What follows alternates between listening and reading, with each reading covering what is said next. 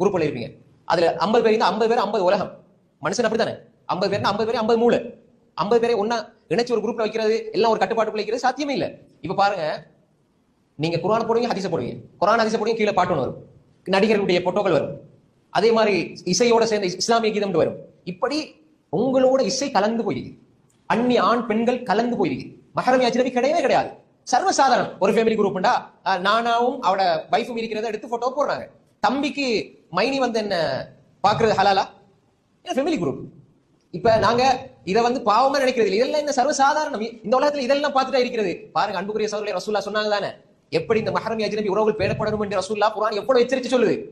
ஆனா நீ சர்வசாதாரணம். யாரை கொண்டாட்டி ஒரு தேவை இருக்குது, நிர்பந்தம் இருக்குது, கல்விக்காக, அந்த விதிவிலக்கான செய்திகள் வேறு.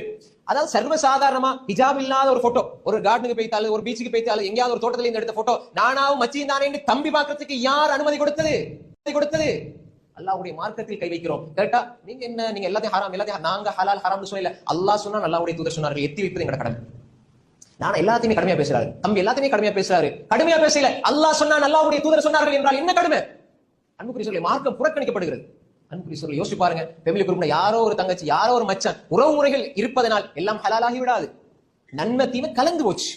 நிர்பந்தமாக சினிமாவை கிளிக் பண்ணி, சரி என்ன போட்டிருக்கார் மச்சி, நல்ல தானே போடுவாங்க மைனி அப்படின்னு கிளிக் பண்ணால் ஏதோ ஒரு பழைய படத்துல ஒரு துண்டை போட்டிருப்பார். இந்த பழைய பட துண்டுல இருந்தா நீ வாழ்க்கைக்கு பாடத்தை எடுத்துக்கொள்ளணும். அல்லாஹ்வுடைய தூதரிடத்தில் இல்லையா? அதுக்குள்ள ஒரு இசை இருக்கிறது, அதுக்குள்ள அந்நிய ஆண் பெண் இருக்கிறார்கள், அதுக்குள்ள ஆடல் பாடல் இருக்குது, அதுக்குள்ள தீமையை அறிமுகப்படுத்தீர்கள். அதுல யாராவது ஒரு இன்ட்ரெஸ்ட் ஆகிவிட்டு அதுக்குள்ள சினிமாவுக்குள்ள போயிட்டு படத்தை பார்க்க ஆரம்பிச்சால் அது கியாமத்து நாள் வரை அந்த பாவம் வந்து சேருமே. இது அல்லாஹ் பாதுகாக்கணும்.